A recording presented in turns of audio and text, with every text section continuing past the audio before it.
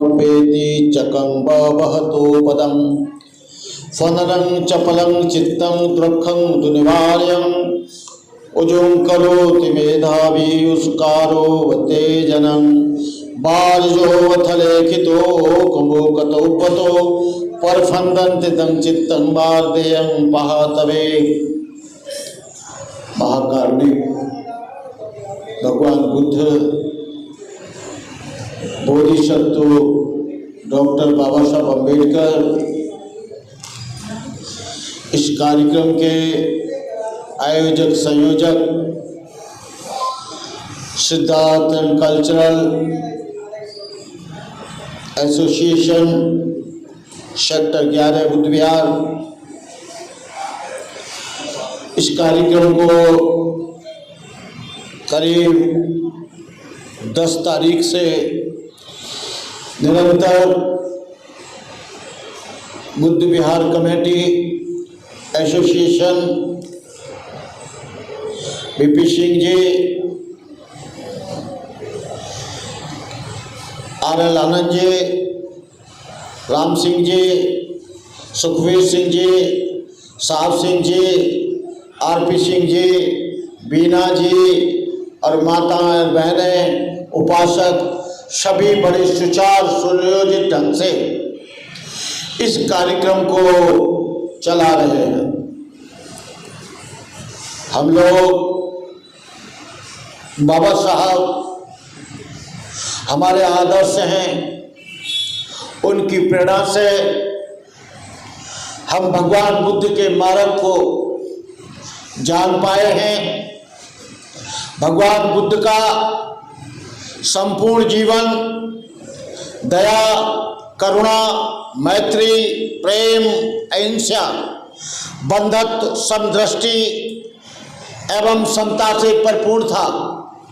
यदि उनके जीवन की किसी भी घटना को लिया जाए, एक भी श्रृंखला इसके विपरीत जाति दिखाई न मिलेगी। क्या निर्धन, क्या धनी, क्या मूर्ख, क्या विद्वान, उनके प्रभाव में कौन नहीं बहा। करुणा से द्रवित होकर रोगियों की सेवा की, क्षुधार्तों को भोजन दिया, मार्गफूलों को सन्मार्ग दिखाया। भगवान बुद्ध का इतना अद्भुत मार्ग। भगवान बुद्ध ने कहा, मैं तुम्हें कोई मुक्ति देने नहीं आया हूं, मैं तुम्हें मार्ग बताने आया हूं, जीवन जीने की शैली बताने आया हूं। तुम ये मत समझ लेना कि मेरा धर्म कोई जादू मंत्र, जादू टोना या झाड़ फूंक का है। बुद्ध ने कहा, मैं मार्ग बताऊंगा, चलना तुमको है, मंजिल पर पहुंचना तुमको है, जीवन के हर मार्ग को पार तुमको करना है। भगवान बुद्ध के समय में तमाम तरह के लोग, तमाम तरह के भगवान बुद्ध से वाद विवाद करने के लिए आते थे। भगवान बुद्ध एक नदी के किनारे पेड़ के नीचे ध्यान कर रहे थे। भगवान बुद्ध के सामने एक भारद्वाज नाम का ब्राह्मण, वो नदी में स्नान करता, आधी धोती कंधे पे रखता और नदी से पानी भरकर वो सूर्य की तरफ देता। आनंद ने कहा, तथागत, एक व्यक्ति आता है सुबह सुबह और ठीक प्रातःकाल होते ही, सूर्य निकलते ही वो सूर्य की तरफ पानी डालता है। भगवान ने कहा, आनंद, उसको कुछ मत कहना, उसको टोकना भी मत, उससे कोई प्रश्न भी मत करना, उससे कोई वाद विवाद भी मत करना। बोले, तथागत फिर? बोले, वो कल सुबह फिर आएगा, वो तो मानसिक रोगी है, वो कल फिर आएगा। वो आदमी दोबारा आया। उससे पहले बुद्ध नदी के पानी को उलीचने लगे, फेंकने लगे। बुद्ध कह रहे हैं, उधर का किनारा इधर आ जा, इधर का किनारा उधर चला जा, उधर का किनारा इधर आ जा। बुद्ध पानी उलीचते जा रहे हैं। ब्राह्मण ने कहा, हे बुद्ध, तुम पागल तो नहीं हो गए हो?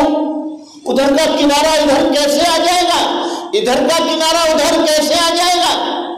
बुद्ध ने कहा, ब्राह्मण भारद्वाज, उधर का किनारा आ सकता है, इधर का किनारा भी जा सकता है। उसने कहा कैसे? बोले तेरा पानी हजारों किलोमीटर दूर जा सकता है, हजारों मील दूर जा सकता है, तो ये किनारा तो थोड़ी दूर है, ये भी आ सकता है। बोले असंभव है, ऐसा नहीं हो सकता, कभी उधर का किनारा इधर नहीं आएगा। बुद्ध ने कहा तो तेरा पानी भी उसके पास नहीं आएगा। तब बुद्ध ने उससे कहा, न नग्गचर्या न जटान पंका, न जटान पंका जटान पंका, नाना सकाठन दिलसाय कावा, रजो वजनं कुटकपुधारं शोधं तिमंचं अविचणं कंखं। हे ब्राह्मण, कोई आदमी नंगा होने से, सर पर तिलक लगाने से, गंगा में स्नान करने से कोई आदमी धार्मिक नहीं हो सकता। और धार्मिक तो तभी होगा जब उसके मन में कोई राग नहीं है, कोई द्वेष नहीं है, कोई काम नहीं है, कोई लोभ नहीं है, कोई मोह नहीं है, कोई ईर्ष्या नहीं है, कोई जाति अभिमान नहीं।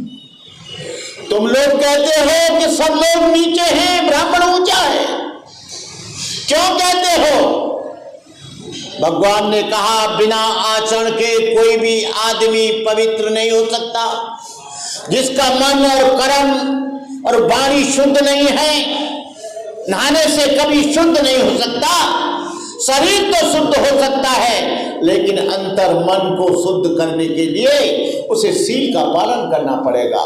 जब बुद्ध ने कहा कि ब्राह्मणों, तुम जातिवाद में विश्वास करते हो, बुद्ध ने कहा न जच्चा बसलो होती, न जच्चा होती ब्राह्मणो, कम्मनो बसलो होती, कम्मनो होती ब्राह्मणो। जन्म से कोई न ऊंचा होता है न नीचा होता है, जन्म से न कोई ब्राह्मण होता है न शूद्र होता है। बुद्ध ने कहा कर्म से आदमी छोटा होता है, कर्म से आदमी बड़ा होता है, कर्म से आदमी महान होता है, कर्म से आदमी दुखद स्थिति में चला जाता है। भगवान बुद्ध ने हम लोगों को बार बार शील का आचरण करने के लिए बताया है। भगवान बुद्ध का धम्म ज्ञान का धम्म है, ध्यान का धम्म है। बिना ज्ञान के ध्यान नहीं और बिना ध्यान के ज्ञान नहीं। ज्ञान का मतलब एक नॉलेज है, एक अवेयरनेस है, एक आंतरिक जागरूकता है। ध्यान का मतलब है self observation, self analysis, self discovery. Buddha कहते हैं तुम परिचिंतन मत करो, तुम दूसरों के बारे में मत सोचो। दूसरा आदमी क्या करता है, कहां जाता है, कहां आता है, कहां सोता है। तुम ये चिंतन करो कि तुम किस स्थिति में हो, तुम्हारा मन किस स्थिति में है, तुम्हारी आंखें जो इंद्रियां हैं, जो चक्षु है वो किस स्थिति में है, तुम्हारा जो जिह्वा है वो किस स्थिति में है, तुम्हारे श्रवण किस स्थिति में है, जो तुम्हारी 5 ज्ञानेंद्रियां और कर्मेंद्रियां हैं, ये देखो कि तुम कहां हो।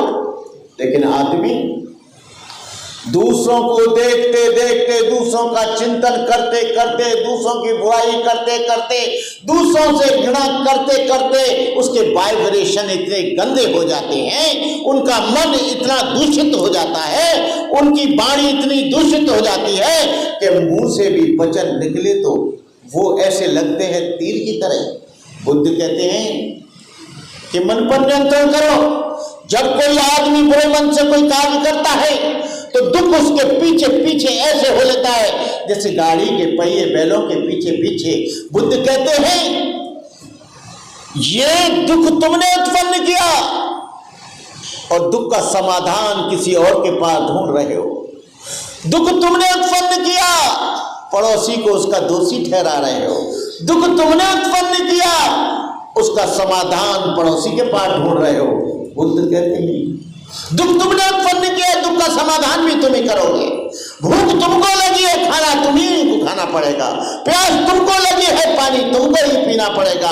और जब तक तुम पानी नहीं पियोगे तब तक तुम्हारी प्यास नहीं बुझेगी, जब तक तुम खाना नहीं खाओगे तब तक तुम्हारी भूख नहीं बुझेगी, जब तक तुम सीलों का पालन नहीं करोगे तब तुम ठीक नहीं होगे। बीमार तुम हो, दवाई किसी और को दे रहे हो, दवाई भी तुम्हें ही खानी पड़ेगी और उसका पालन भी तुम्हें ही करना पड़ेगा, उस पर चलना भी तुम्हें ही पड़ेगा। और उसका जीवन में बुद्ध कहते हैं तुम बीमार हो, तुम्हारे सीलों ने तुम्हें बीमार कर दिया है, तुम्हारे आचरण ने तुम्हें बीमार कर दिया है। बीमारी का मतलब कोई ये मत समझना बुखार आ गया है। एक दूसरी तरह की भी बीमारी होती है, उसे कहते हैं अंतर्मन की बीमारी। अंतर्मन की बीमारी क्या है? द्वेष करना, घृणा करना, ईर्ष्या करना। बुद्ध ने कहा है नहीं बेरे न बेरानी समंती धकुदाचनं अबेरे न च समंती एष धम्मो सनातनो। बैर से बैर कभी शांत नहीं होता, अबैर से ही बैर शांत होता है। बुद्ध कहते हैं हम मनुष्य हैं, गलतियां हमसे होती हैं, गलतियां हमारा स्वभाव है, गलतियों के हम अंग हैं। उस गलती को करो और अपने मन को भूल जाओ। जिससे गलती करी है उससे क्षमा मांग लो तो तुम्हारा भार कम हो जाएगा। झुकने में कोई परेशानी नहीं है, झुकता वही है जिस पर फल लगते हैं, और जो कांटों का पेड़ होता है वो कभी झुकता नहीं है। मैं आप लोगों से निवेदन करना चाहूंगा, आप लोग इस कार्यक्रम को चला रहे हैं, नोएडा अथॉरिटी ने जो कुछ भी किया, लेकिन कभी कभी परिणाम वो होता खराब है लेकिन उसका परिणाम बहुत अच्छा निकलता है। पुष्यमित्र शुंभ ने भिक्षुओं को मारा, सर कलम किया, भिक्षु भाग गए नेपाल, भिक्षु चले गए तिब्बत, भिक्षु चले गए चाइना, भिक्षु चले गए जापान, भिक्षु चले गए मलेशिया, भिक्षु चले गए सिंगापुर, भिक्षु चले गए ताइवान। सारी दुनिया में वो धर्म फैल गया। उसने केवल सोचा था कि भारत में मैं धर्म को खत्म कर दूंगा, लेकिन सारी दुनिया में फैल गया। अथॉरिटी ने समझा कि हम इसे बंद करने के लिए आ रहे हैं तो इनका धर्म बंद हो जाएगा, इसका काम बंद हो जाएगा, ये रुक जाएंगे, अंबेडकर की विचारधारा रुक जाएगी। जो ये पंचायत करते हैं, जो विचार फैलाते हैं, जो डिस्कस करते हैं अपनी उन्नति का, लेकिन किया तो उसके लिए, और वो पहुंच गया अमेरिका, पहुंच गया लंदन, पहुंच गया फ्रांस, पहुंच गया कनाडा, पहुंच गया नागपुर, पहुंच गया छत्तीसगढ़। आपको बताएं, जो मैंने यहाँ वाइट दी थी, यहाँ पर बैठे हमारे मिलिंद जी, वो 2 लाख से ऊपर लोगों ने अब तक अच्छी तरह से सुन लिया और 1,14,000 से ज्यादा मेरे पास कमेंट आ गए।